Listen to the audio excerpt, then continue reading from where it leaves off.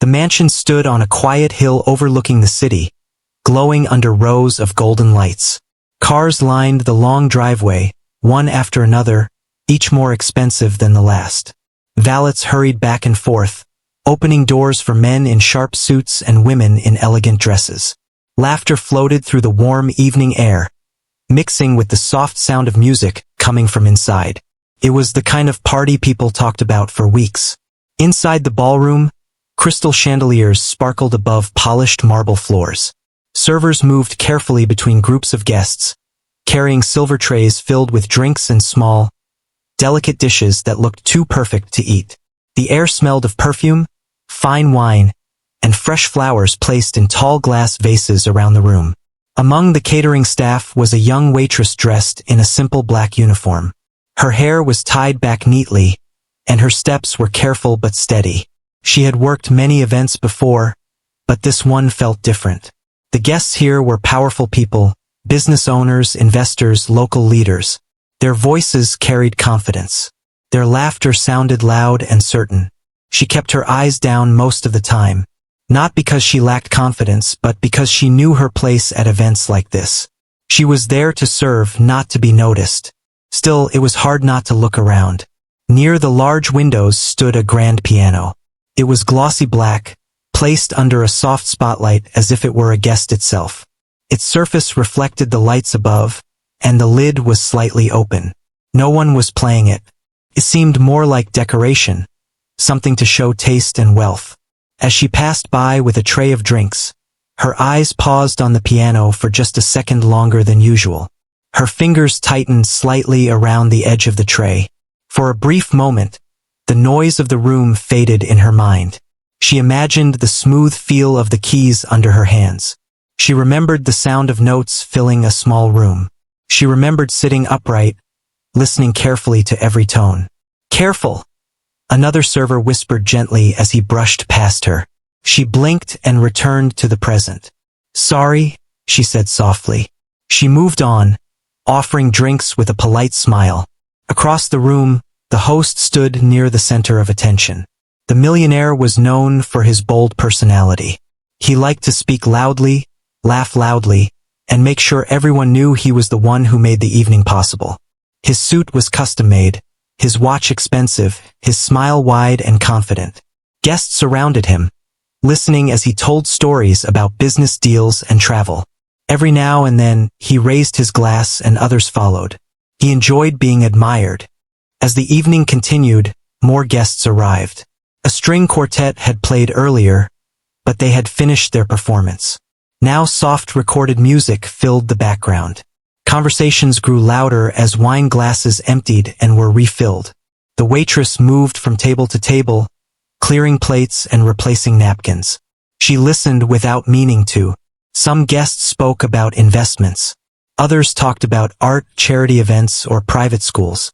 The topics felt distant from her world.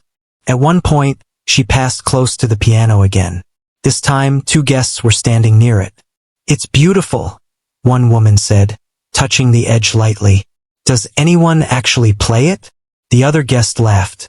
"I doubt it. It probably costs more than most people's houses." The waitress felt a small, quiet ache in her chest. She kept walking. In the kitchen area behind the ballroom, the catering team worked quickly. Plates clattered softly. The head chef gave short instructions. Everyone had a role. "Stay sharp," the supervisor reminded them. "This is an important client." She nodded and returned to the ballroom with a fresh tray. The millionaire eventually moved away from his circle and began walking around the room, greeting more guests. He liked to make personal impressions. As he walked, his eyes scanned the room with ownership. That was when he noticed her. She was standing near the drinks table, adjusting the arrangement of glasses. Her movements were calm and careful. There was something about the way she carried herself. Not flashy, not nervous, just steady. He watched her for a moment. Then his gaze shifted past her to the piano. An idea seemed to form in his mind, though he did not act on it yet. He stepped closer to the drinks table. "Everything running smoothly?" he asked one of the catering managers. "Yes, sir. All under control." His eyes returned briefly to the waitress. Good. She felt his presence before she looked up. When their eyes met, she quickly lowered her gaze in respect. He gave a short nod and walked away. She let out a small breath she hadn't realized she was holding. As the night went on, speeches began. The millionaire tapped his glass with a spoon to quiet the room. Conversations faded. All eyes turned toward him. He thanked everyone for coming. He spoke about success, hard work, and vision. Guests clapped at the right moments. While he spoke, the waitress stood near the back, holding a tray, listening quietly. She had heard similar speeches before, but something about his tone felt different. There was pride in it, strong pride. After the speech, the music resumed, louder this time. The atmosphere shifted from formal to relaxed. Some guests moved toward the dance floor. Others returned to their conversations. The waitress found herself near the piano once more, collecting empty glasses from a nearby table. Without thinking, she glanced at the keys again.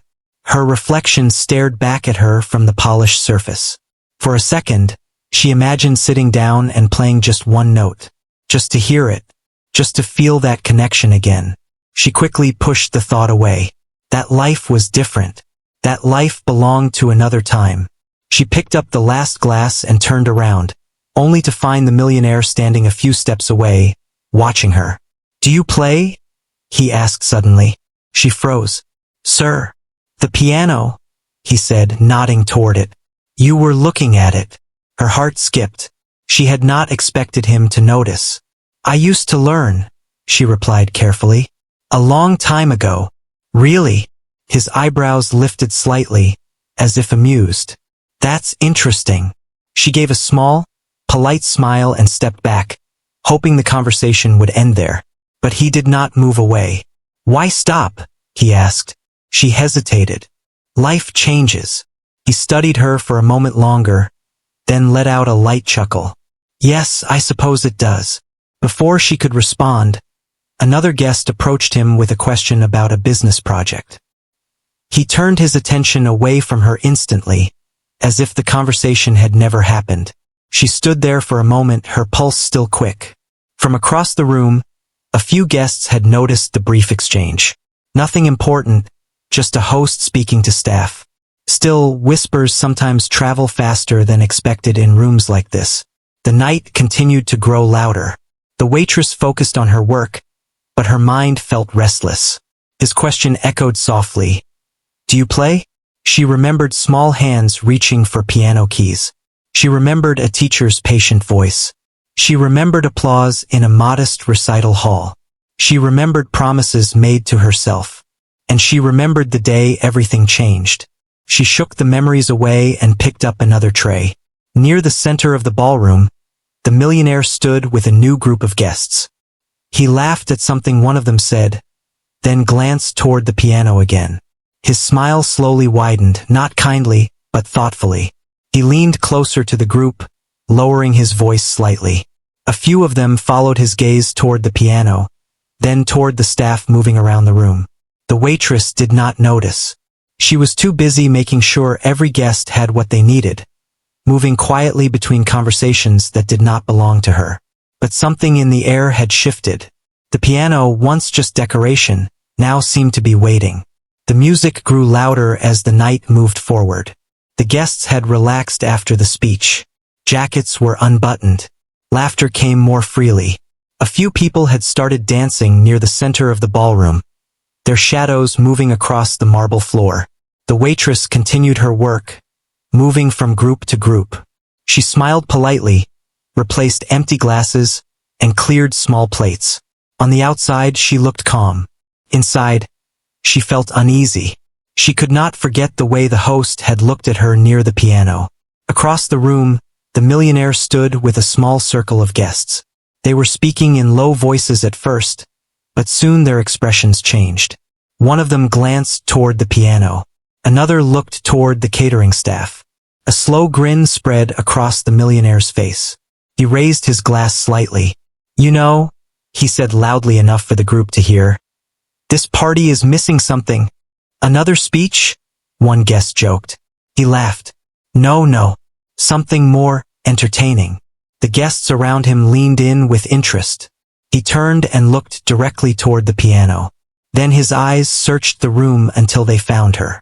She was standing near a tall table, carefully pouring sparkling water into a glass. He clapped his hands once to get attention. The sharp sound cut through the music.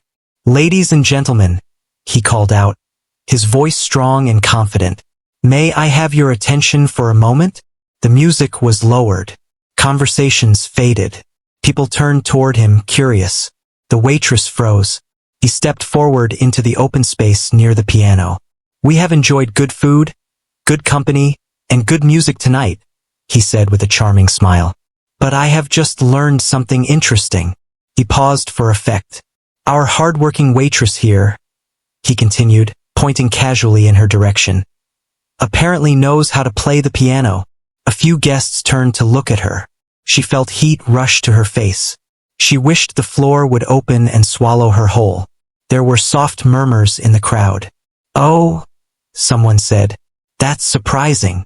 The millionaire's smile grew wider. "Yes, she told me she used to learn.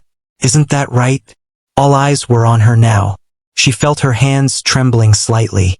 She set the water bottle down carefully so no one would notice. "I learned a little," she said quietly. Her voice barely carried across the room. The millionaire placed a hand dramatically over his chest. "Well, we cannot let such talent go to waste." A few guests laughed softly. He gestured toward the grand piano. "Please," he said, "why don't you play something for us?" The room grew still. She stared at him, unsure if she had heard correctly. "Sir," she said gently, trying to remain respectful. "I'm working." "Oh, don't worry about that," he replied quickly. "We can spare you for a few minutes. This is a celebration after all." The catering supervisor stood frozen near the back, unsure whether to interfere. The waitress felt every eye on her. Some faces looked amused. Others looked uncomfortable. A few seemed curious. "I haven't played in a long time," she said honestly. "That makes it even more interesting," the millionaire responded. "Come on, show us what you've got." His tone was light, but there was pressure behind it. Someone in the crowd clapped once, as if encouraging her. Another joined in. The sound of scattered applause filled the air. She swallowed hard. She understood what this was. It was not really about music. It was about entertainment. She glanced toward her supervisor again. The supervisor gave a small nod, unsure and nervous. There was no easy way out. If she refused, it might cost her the job. If she agreed, she risked embarrassment. Her heart beat faster. The millionaire stepped aside and gestured grandly toward the piano, as if presenting a performer on stage. "Please," he said again. The crowd parted slightly, creating a path. She stood still for one more second, gathering herself. Then she began to walk. Each step felt heavier than the last. The sound of her shoes against the marble floor seemed louder than usual. She could hear whispers as she passed. "Do you think she's actually good? This should be interesting. Maybe it'll be funny." She kept her eyes forward. When she reached the piano, she stopped beside it. Up close, the instrument looked even larger. The black surface reflected the chandelier lights above. Her reflection stared back at her again.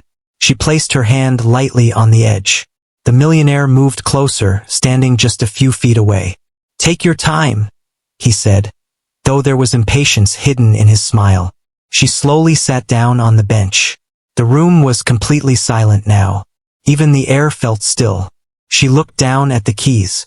White and black. So familiar. So distant. Her fingers hovered above them but did not touch. A memory flashed through her mind. Small hands practicing scales again and again. A teacher correcting posture. Long afternoons repeating the same passage until it sounded right. She could almost hear the metronome ticking. Then another memory followed, hospital bills stacked on a kitchen table. A worried parent. Late nights filled with difficult choices. The piano lessons had been one of the first things to go. She blinked and returned to the present. The millionaire folded his arms, watching. Some guests shifted their weight, waiting for something awkward to happen. She knew what they expected. A few wrong notes, An uncomfortable laugh. Quick excuse. A reminder that she was just a waitress. Her fingers trembled slightly. For a moment, fear almost won. But then something inside her changed. If she was going to be embarrassed, she would at least try.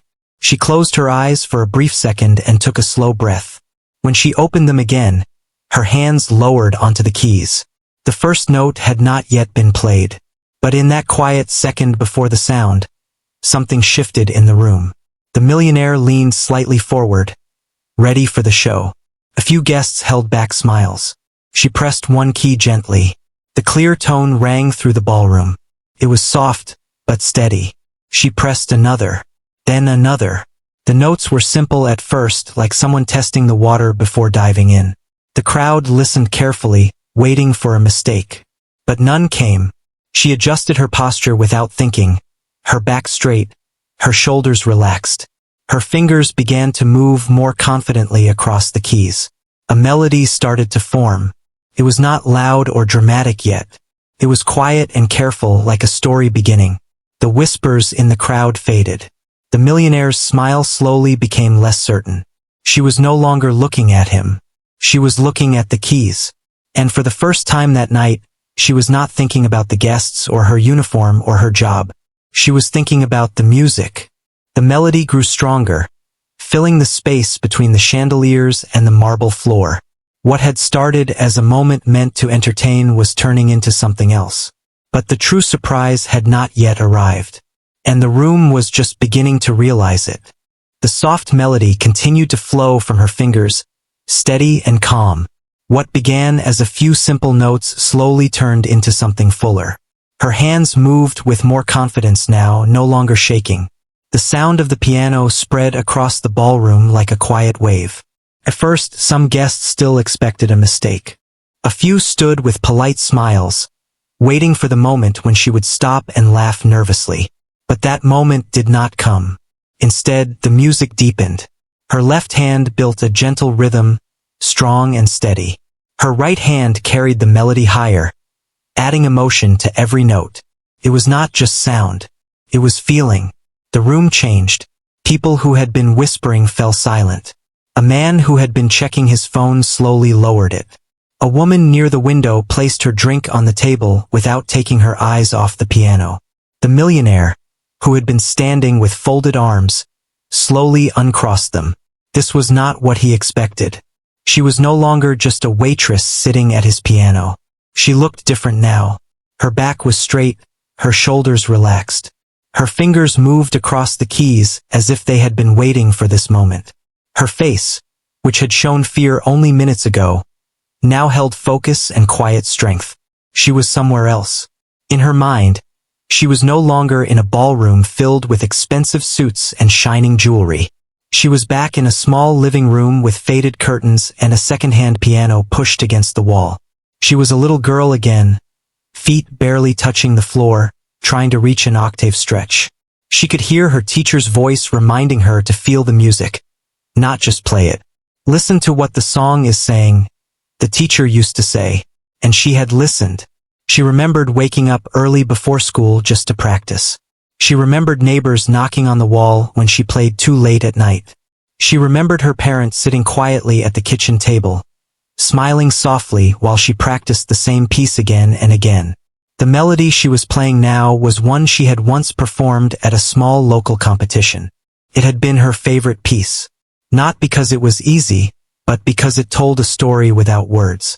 She had not touched a piano in years, but her fingers had not forgotten. The music grew stronger.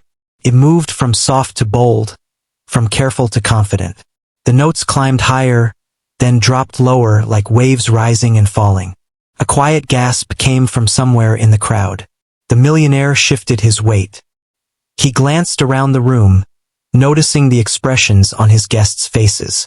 There was no laughter now, no smirks, only surprise. A few guests stepped closer. One older man near the front tilted his head slightly, listening carefully. His eyes narrowed, not in doubt, but in recognition. He had attended concerts before. He understood what skill sounded like. The piece grew more complex. Her fingers moved faster, yet every note was clear. The melody wrapped around the room, filling even the highest corners of the ceiling. It felt larger than the space itself. She was no longer thinking about who was watching. She was thinking about everything she had lost. The day the hospital bills became too much. The day her family sat together and decided sacrifices had to be made. The day she packed away her sheet music and told herself it was only temporary. Temporary had turned into years. She had taken jobs where she could. She had worked long shifts. She had told herself that music was a dream for another life. But the dream had never fully left. It had stayed quiet inside her, waiting.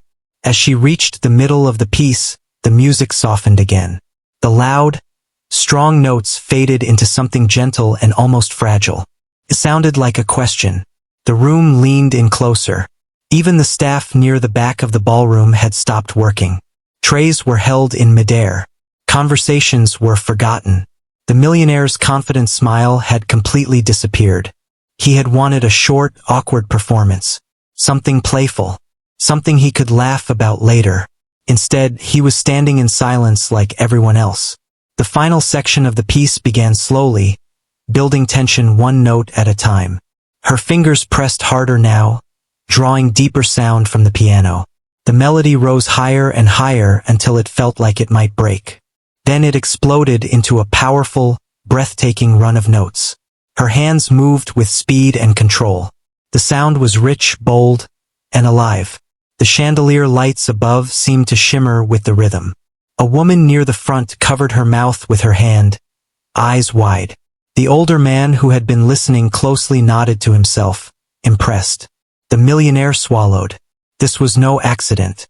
This was no beginner playing a few simple notes. This was talent. Real talent. The final chords approached. Her breathing matched the rhythm of the music. Her hands slowed just slightly, preparing for the closing notes. She pressed the last chord firmly. The sound rang through the ballroom, strong and clear. Then silence. Not awkward silence. Stunned silence. For a brief moment, no one moved. She kept her hands resting lightly on the keys, as if afraid to break the stillness. Her heart was pounding in her chest. She slowly lifted her hands and placed them in her lap. She did not look up right away. She did not know what she would see. Then, from somewhere near the center of the room, one pair of hands began to clap. The sound was sharp in the quiet space. Another pair joined. Then another. Within seconds, the entire room filled with applause. Not polite clapping. Not forced applause. Real applause. Loud and sincere. Some guests even stood up. She looked up finally, her eyes wide in disbelief. People were smiling at her. Not mocking. Not amused. Genuinely impressed. The older man who had been listening carefully stepped forward slightly and shook his head in amazement. The catering staff at the back looked at her with pride. The millionaire stood frozen. He forced a small smile, but it did not reach his eyes. This had not gone according to his plan. She slowly stood from the bench. For a second, she felt unsure of what to do next. Should she bow? Should she return to work? Before she could decide, someone near the front called out, "That was incredible!" Another voice added, "Why are you working as a waitress?" A few guests laughed lightly, but this time it was not cruel. It was confused. The applause continued for several long seconds. She felt tears pressed gently at the corners of her eyes, but she blinked them away. She had not played like that in years. She had almost forgotten what it felt like. The millionaire finally stepped forward, clapping as well. "Well," he said loudly, trying to regain control of the moment. "That was unexpected." A few guests glanced at him, sensing the shift in tone. He looked at her carefully now, not as a waitress, but as something else. The power in the room had quietly moved, and everyone could feel it. She stood beside the piano, breathing steadily, her heart still racing. For the first time that night, she was not invisible. And the night was far from over. The applause did not fade quickly. It rolled through the ballroom in waves, echoing against the high ceiling. Some guests were still standing. Others leaned toward each other, speaking in excited whispers. She stood beside the piano, unsure where to place her hands. Her fingers still tingled from the performance. Her heart had not slowed down yet. For years, no one had clapped for her. For years, her music had existed only in memory. The millionaire stepped forward, smiling in a way that looked practiced. He clapped a little louder than the others, as if trying to take control of the moment again. "Well," he said, raising his voice above the applause, "it seems we have hidden talent among us tonight." A few guests chuckled lightly, but their eyes remained on her. He turned toward her. "That was impressive," he admitted. "You certainly surprised us." She nodded politely. "Thank you, sir." Her voice was steady now, but something had changed inside her. She no longer felt small. Before the millionaire could continue speaking, the older man who had been listening closely stepped forward. He was dressed simply compared to others, but there was confidence in the way he moved. "May I ask you something?" he said gently, directing his words to her. She hesitated, then nodded. "Where did you train?" The question caught her off guard. "I learned in my neighborhood when I was younger," she replied. "A local teacher gave lessons. I practiced at home."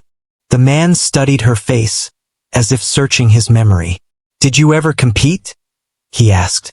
She felt a quiet wave of nerves return. "Yes," she said softly. "A few small competitions. Nothing big." He smiled slowly. "I think I may have seen you before. Years ago. At a regional youth recital." Her eyes widened slightly. "That was a long time ago," she said. "But not forgotten," he replied. The guests nearby leaned closer, curious. The millionaire's smile tightened. The older man continued, "You played a difficult classical piece that day. I remember thinking you had rare control for someone so young." She looked down at the piano keys again. She had not expected anyone to remember. "I had to stop," she said quietly. "Family responsibilities." There was no bitterness in her tone, just honesty. The room grew quiet again, but this time the silence felt different. It was thoughtful. A woman near the front spoke up. "You should not be serving drinks," she said gently. "You belong on a stage." A few people nodded in agreement. The millionaire cleared his throat, trying to redirect the focus. "Well," he said, "talent is admirable. Hard work is important too. And she is clearly working hard tonight." His words sounded supportive on the surface, but something underneath felt uneasy. She sensed it. The older man turned slightly toward the host. "Hard work brought her here," he said calmly. "But talent like that deserves opportunity." There was no argument in his voice, only quiet truth. The millionaire gave a short laugh. "Opportunity?" he repeated. "Life is full of opportunity for those who know how to find it." She felt the weight of those words. She had searched for opportunity. But sometimes opportunity costs money. Sometimes it requires time you do not have. She decided to speak, not loudly, but clearly. "Sometimes," she said, "people choose responsibility first." The room fell still again. She had not meant to challenge him. She had only meant to explain. The older man nodded slowly, understanding. Another guest stepped closer. "Do you still practice?" the guest asked. She shook her head. "Not really. I work most days." "Such skill does not disappear," the guest replied. The millionaire glanced around the room. He could feel the attention shifting away from him. The night had been planned around his success, his story, his image. Now the spotlight rested on someone else. He forced another smile. "Perhaps," he said, "we should hear one more piece." There was a mix of surprise and interest in the room. She hesitated. Playing once had felt like stepping into cold water. Playing again felt like diving deeper. But this time it was not pressure pushing her. It was something else. She looked at the piano. Then she looked at the guests. They were not staring at her with amusement anymore. They were waiting with respect. She sat down again slowly. This time her hands did not tremble. She chose a different piece. Softer, slower, one that carried both sadness and hope. As she began to play, the room settled once more into silence. The notes floated gently through the air, weaving between the guests like a quiet story shared in confidence. This melody was not about proving skill. It was about truth. Each note felt personal. She was not thinking about applause now. She was thinking about the nights she had fallen asleep exhausted after long shifts. She was thinking about how music had once been her safe place. She was thinking about how easily dreams can fade when survival becomes more urgent. The guests felt it. A woman near the window wiped her eyes discreetly. The older man closed his eyes for a moment, listening fully. Even the millionaire stood still, unable to interrupt. The second performance was not as loud or dramatic as the first, but it was deeper. When she finished, the silence lasted longer this time. Not because anyone doubted her, but because they were moved. The applause that followed was softer, but more meaningful. It did not feel like entertainment, felt like appreciation. She stood again, her face calm. The older man stepped closer and reached into his jacket pocket. He pulled out a simple card. "I work with a small arts foundation," he said quietly. "We support musicians who had to pause their journey. If you are willing, I would like to speak with you after the party." Her breath caught. She stared at the card for a moment before accepting it. "Thank you," she whispered.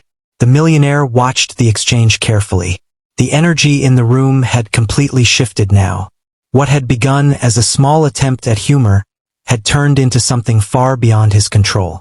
Guests began approaching her one by one, not to mock, not to joke, but to congratulate, to ask questions, to offer encouragement. For the first time since the party began, she was not carrying a tray. She was carrying her own story, and people were listening. Across the room, the millionaire stood beside the piano, silent. He glanced at the shining black surface that had once been just decoration. Tonight it had become something else. A reminder that talent does not disappear, that dignity cannot be reduced to a uniform, and that sometimes the person least expected to shine can change the entire room. The party was still going. Music would return. Drinks would continue to flow. But something important had already happened, and everyone present knew they had witnessed it. The music slowly returned to the speakers after her second performance, but it felt different now. The recorded background sound seemed small compared to what the piano had just given the room. Conversations started again, yet they carried a new tone. People were not speaking about business deals or luxury trips anymore. They were speaking about her. She stepped away from the piano, still holding the small card the older man had given her. It felt almost unreal in her hand. Just minutes ago, she had been worried about keeping her job. Now strangers were asking about her training, her past, and whether she still had her old sheet music. The catering supervisor approached her quietly. "Are you okay?" the supervisor asked. She nodded. "Yes, I'm fine." "You played beautifully," the supervisor added in a softer voice. "I didn't know." She gave a small smile. "I don't talk about it much." The supervisor squeezed her arm gently before walking away to manage the staff. Across the ballroom, the millionaire stood near a group of guests who were still praising the performance. He tried to laugh along, but his confidence had thinned. He was used to controlling the energy of a room. He was used to being the most impressive person present. Tonight, that had changed. One guest turned to him and said, "You never told us you had such talent working at your events." He forced a light chuckle. "Well, I suppose even I enjoy surprises," he replied. But his eyes moved back to her again. She had returned to her duties, picking up a tray as if nothing unusual had happened. Yet something about her posture had changed. She stood straighter now. Her steps were steady, not hurried. Several guests stopped her as she passed. "You must continue playing," one woman insisted. "Do you have recordings?" another asked. "You deserve a proper stage," someone else added. She answered politely, thanking each of them. She did not exaggerate her story. She did not complain about her past. She simply explained that life had taken her in another direction. The older man approached her again, this time with more warmth in his eyes. "I meant what I said," he told her. "Our foundation looks for people exactly like you. Not because you need charity, but because you have something real. We help artists restart when life interrupts them." She looked at him carefully, searching for any sign of pity. She found none. "Why would you help me?" she asked honestly. He smiled. "Because someone helped me when I was young. And because talent like yours should not sit silent." She swallowed. "I would need time to think." "Of course," he replied. "No pressure. Just promise you will consider it." "I will," she said. The millionaire finally walked toward them. His expression was composed, but there was tension in his jaw. "I see you're becoming quite popular tonight," he said lightly. She faced him calmly. "I didn't expect any of this." He nodded. "Well, you certainly delivered a show." There was a pause between them. Then he added, "If you are looking for opportunities, I have connections too. Important ones. I could introduce you to people in the music world."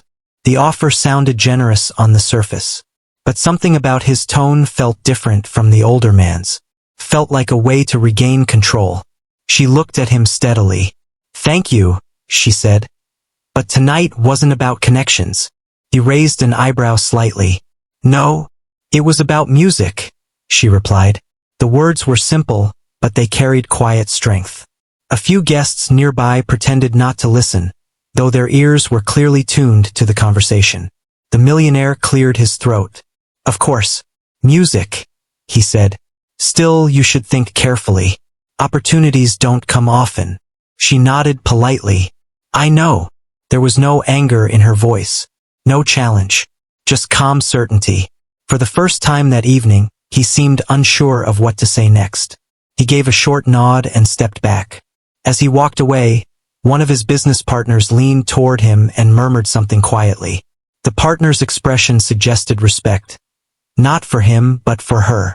The party continued, yet the focus remained shifted. Guests who had once gathered around the millionaire now drifted toward conversations about art, passion, and lost dreams. Some shared their own stories of things they had once loved but left behind. Her performance had opened something inside the room. Later in the evening, the music lowered again, but this time it was not for a speech. It was simply to allow softer conversation. The energy felt reflective. She stepped outside for a moment to catch her breath. The cool night air touched her face, calming her racing thoughts. The city lights below shimmered in the distance. She looked down at the small card in her hand. An art's foundation, a second chance. She thought about her family, about the years of putting others first. She did not regret those choices, but she also realized something important tonight. She had not stopped being a musician. She had only stopped playing. The sound of footsteps interrupted her thoughts. The millionaire had followed her outside. "I hope I didn't offend you earlier," he said. Standing a few steps away, she turned toward him. "You put me on the spot," she answered honestly. He sighed. "It was meant to be lighthearted." "It didn't feel that way at first," she said gently. There was no accusation in her tone, just truth. He looked out at the city lights. "I suppose I enjoy a little drama at my parties," he admitted. "I didn't expect you to turn it into something else." "Neither did I," she replied. A quiet moment passed between them. Finally, he said, "You changed the mood in there. That doesn't happen often." She studied his face. He looked less confident now, more human. "Music does that," she said. He nodded slowly. When they returned inside, the party was beginning to wind down. Guests were collecting coats and saying their goodbyes. Many stopped to shake her hand before leaving. "Don't give up again," one woman whispered. "You reminded me of something important tonight," another guest said. Each word felt like a small light turning on inside her. By the time the last guests left, the ballroom looked quieter. The chandeliers still shone, but the noise had faded. The catering staff began cleaning up. She walked once more past the piano. This time, she did not look at it with longing. She looked at it with recognition. It had not embarrassed her. It had revealed her. The millionaire stood near the entrance, watching as staff packed up equipment. He caught her eye one last time. There was no smirk now, only thought. She gave him a small, respectful nod before returning to help her team. As she placed the final tray onto the cart, she realized something powerful. The night had started with her feeling invisible. It was ending with her being seen. And not because someone wealthy pointed at her, but because she chose to play. The card remained safe in her pocket. The future was uncertain, but for the first time in years it felt open. And that was enough. The ballroom was almost empty now. The bright laughter and loud voices from earlier had faded into the soft sounds of cleaning and quiet conversation. Glasses were packed away. Tablecloths were folded. The chandeliers still glowed above, but the magic of the party had settled into something calm and thoughtful. She helped stack the final trays, moving carefully but without the rush she had felt at the start of the night. Everything felt different now. The same room, the same uniform, but not the same feeling inside her. When the last table was cleared, the catering team gathered their things. A few co-workers smiled at her in a new way, not just as a colleague, but with admiration. "You were amazing tonight," one of them said quietly. She gave a small laugh. "I was just playing." "No," the co-worker replied. "You were more than that." She did not argue. She simply nodded. Outside, the night air felt cooler than before. The expensive cars were gone. The driveway was nearly empty. The hill overlooking the city looked peaceful, as if nothing extraordinary had happened there. She waited for her ride home, standing near the gate. Her body was tired from the long shift, but her mind was wide awake. She reached into her pocket and pulled out the card again. The name of the Arts Foundation was printed clearly, along with a phone number and email address. She stared at it for a long moment. For years, she had told herself that chapter of her life was closed. Not because she lacked love for music, but because survival had come first. She had chosen responsibility over applause, and she did not regret that choice. But tonight had reminded her of something important. Dreams do not disappear just because life becomes hard. They wait. Her ride arrived and she stepped inside. As the car drove down the hill, she looked back once at the mansion. It looked smaller from a distance, less powerful, almost ordinary. She realized something else. The mansion had not given her power. The piano had not given her power.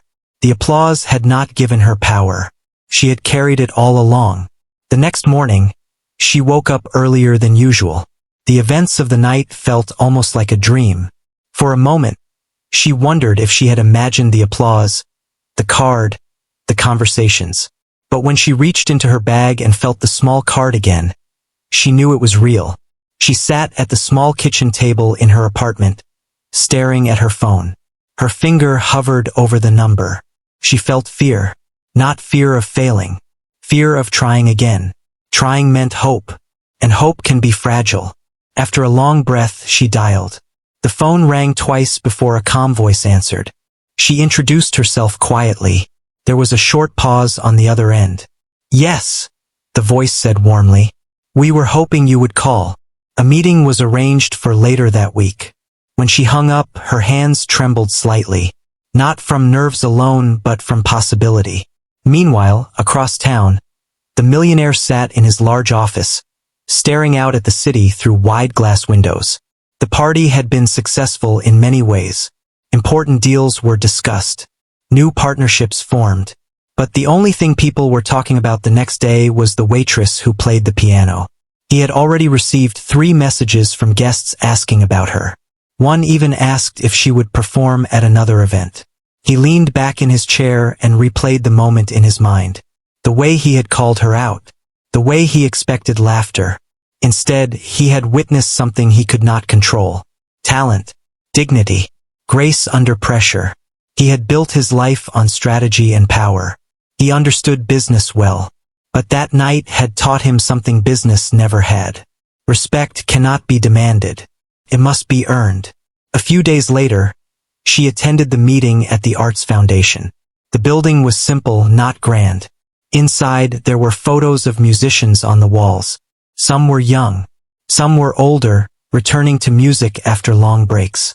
She met with a small panel who listened carefully as she spoke about her journey. She did not exaggerate. She did not ask for sympathy. She spoke about practice, about family, about the years she stepped away. Then they asked her to play. This time, there was no crowd trying to be entertained. Only quiet listeners who truly cared about the music. She played, not to prove anything, not to defend herself, but because she wanted to.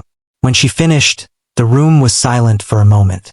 Then one of the panel members smiled. "Welcome back," the person said. The foundation offered her support, access to practice rooms, mentorship, and small performance opportunities to rebuild her path step by step. It was not instant fame. It was not overnight success. It was something better. A real chance. Weeks passed. She adjusted her schedule, balancing work and practice. It was not easy. There were long days and even longer nights. But each time her fingers touched the keys, she felt more alive. Word slowly spread about the performance at the mansion. A short video clip, recorded quietly by one of the guests, made its way online. It showed only the piano and her hands moving with confidence. People commented not just on her skill, but on the story behind it. The millionaire saw the clip too. He watched it alone in his office. There was no embarrassment in his expression now. Only reflection. One evening, he attended a small public recital hosted by the foundation. He did not announce himself. He sat quietly in the back row. When she walked onto the stage, she looked different from the night of the party. Not because of the dress she wore, but because of the confidence in her steps. She saw him in the audience. Their eyes met briefly. There was no tension this time, only understanding. She sat at the piano, and she played. The music filled the small hall, pure and strong. When the final note faded, the audience rose in applause. The millionaire clapped too, not as a host, not as a man trying to impress others, but as someone who had learned something valuable. After the recital, he approached her quietly. "I'm glad you didn't let that night stop you," he said. She looked at him calmly. "It didn't stop me," she replied. "It reminded me." He nodded. "I misjudged you," he admitted. She considered his words. "Sometimes," she said gently. "We all do." There was no anger left, only growth. As he walked away, he understood that the most powerful moment at his party had not been planned. It had been earned. And she understood something too. Being forced to sit at that piano could have been a moment of humiliation.